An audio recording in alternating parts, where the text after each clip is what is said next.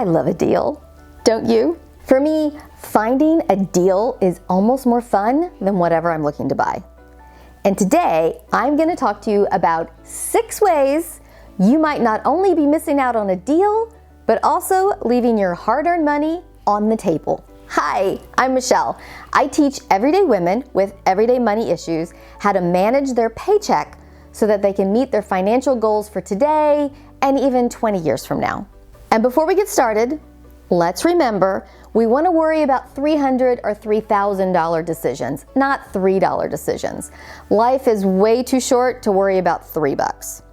With that said, I do love a deal, and I hope you get a couple of ahas from today's tips. Number 1, cashback rewards and rebate apps. I used to think cashback apps like Rakuten and Capital One Shopping were a bunch of bunk and trying to steal my information to boot. But I'm here to tell you that they are the real deal, pun intended. I used Rakuten during my Christmas shopping last year and got a check for $68 in January. And all I did was shop at the stores I would have normally shopped at anyway. And $68 is not life-changing money, but it's better than zero. Plus, it became a game to see where I could find the best deal and get the highest cashback reward. This year, I'm already up to $126 on my Christmas shopping, and I haven't done anything except to check to see if there was a deal to be had for the things that I plan to buy. Rakuten is my favorite cashback app because it's simple to use and they actually send you cash. You install it on your browser, and whenever you are on a site that has an available discount, the little R will bounce. Simply click the R and you'll get a drop down explaining the discounts available. Accept the reward percentage and you're done. You can also install Rakuten as an app on your phone or your tablet. In that case, you have to open the app and then from inside the app, go to the website or the store that you want to go to shop. Rakuten automatically keeps track of where you're at and will let you know what the cashback percentage is. And then the next month, they'll send you a check. Capital One Shopping is similar, but it's not the same. Capital One Shopping is also a browser extension, and it'll let you know when you're on a site that has a potential offer and will apply the coupon codes. However, Capital One doesn't send you a check. You earn points toward gift cards or shopping rewards. Shopping rewards can then be used on retail websites which accept those points towards your purchases. All that's fine, but I'd rather have the cold hard cash. So most of the time, I prefer Rakuten. I've left a link to Rakuten in the description in case you want to check it out. Number 2, your flexible spending account, also called your FSA account. This one you might want to obsess over just a tiny little bit. If you participate in the flexible spending account program at your employer, don't forget to use all of your funds. It's money that was taken out of your paycheck. The best way to make sure you aren't leaving money on the table when it comes to your FSA is to use all the funds by December 31. But if that's not possible, then you have one of 2 options depending on the plan your employer has set up. The first option is you may be able to carry over up to $550 to next year and still fully fund your FSA for next year. Or you may be required to use the funds within 2.5 months of the end of the year. The IRS wording is weird, but basically you have until March 15th to use up all the funds. The program you're participating in with your employer will offer one of those choices, but not both. So if you aren't sure, contact your Human Resources Department and ask them what plan is in place so you know how much time you have to spend those funds. By the way, did you know you can use your FSA funds to buy ordinary things like Band-Aids, Tylenol, heating pads? There's an actual online FSA store, which I'll link to in the description, and Amazon also has an FSA store. Like I said, the best way to make sure you aren't leaving money on the table is to spend all of your FSA funds by December 31. So go buy those glasses or get that tooth filled or grab some ibuprofen on the FSA store. But if you can't, then see if your funds are going to carry over or if you have to spend them by like March 15th so that you don't leave money on the table. For my Canadian friends, you also have an FSA type account. However, I'm not an expert on how they work, but please do make sure that you aren't leaving any money on the table either. Number 3, cashback apps for prescriptions.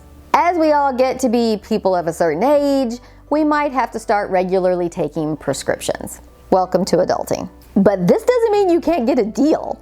Don't forget, You don't want to obsess over a few bucks here or there, but with that said, cashback apps for prescriptions can actually net you a tiny little fistful of cash. My favorite is the GoodRx app. With this app, they source coupons for you to use to decrease the cost of your prescription.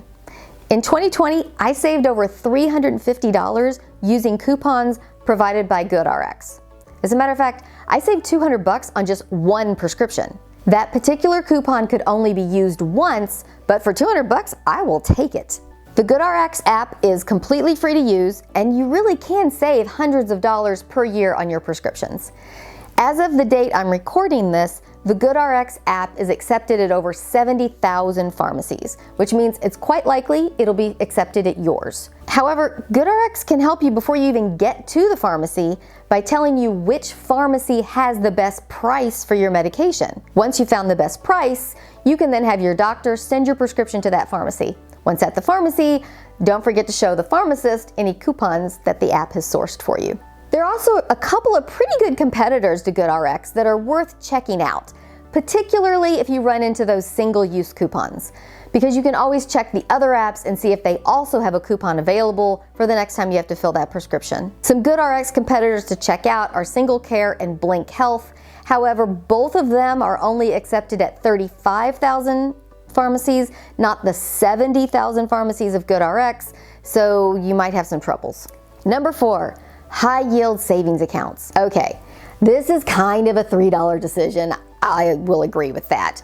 But percentage-wise, it's huge. If you don't at least have your emergency fund in a high-yield savings account, you're missing out on a heck of a lot of interest income.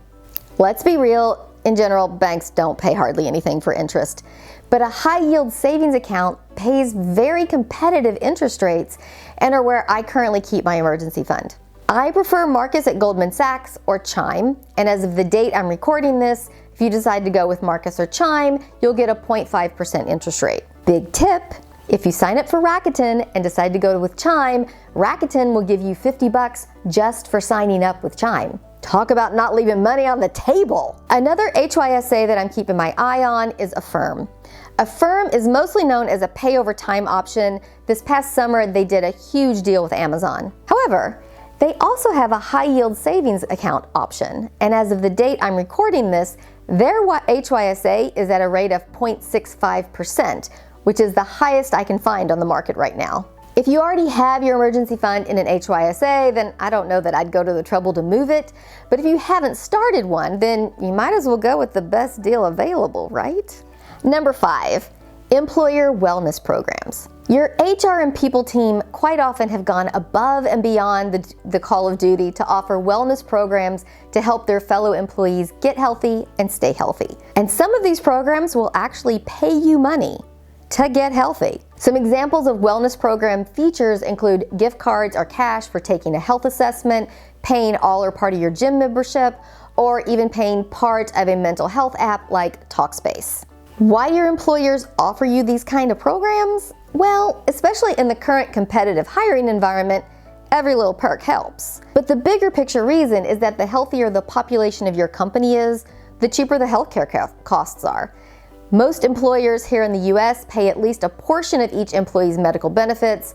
Incentivizing employees to get healthier decreases their costs. According to Anthem, employers who offer wellness programs see a reduction in absenteeism costs equal to $2.73 for every dollar spent on their wellness program. That's a huge return on investment for your employer, which means keeping you healthy is just good business. Contact your people team today and make sure you aren't leaving any of your employee wellness dollars on the table. Number 6 is my last tip, and it's not to let your PTO hours stop accruing. This happens when you don't use your PTO and you hit the max number of hours you're allowed to sort of keep in reserve. Honestly, this one breaks my heart, and I hope you obsess over it a little. When I have friends and loved ones tell me they lost vacation hours because they reached the maximum number of hours they can accrue and they still didn't take any days off, it just kills me. Not taking your vacation time is literally leaving money on the table. You earned those hours. They are actually part of your salary and benefits package. And when you take a day off, you still get paid because those hours are money. I already know someone's gonna DM me and tell me that some employers will simply cut you a check for vacation hours so you don't lose that money. And that's absolutely true. However, and Arianna Huffington will happily back me up here, none of us get the amount of rest we need. I try really hard to manage my sleep and my rest, and at a friend's suggestion, I recently downloaded something called the Rise app, and I was shocked at how much sleep debt I was carrying into each week. Give it a try, you might get shocked too. The moral of the story is take your vacation time. You earned it, you deserve it, it's real money. Yes, you might be able to get a check instead, but most of us need the rest and the time with our family and friends. Time with family and friends is not an infinite thing, and it's the one thing I hate wasting more than I hate wasting money. Those are all my tips this week on how to stop yourself from leaving money on the table. Remember, it's important to worry about $3,000 decisions, not $3 decisions, but it's also fun to get a deal.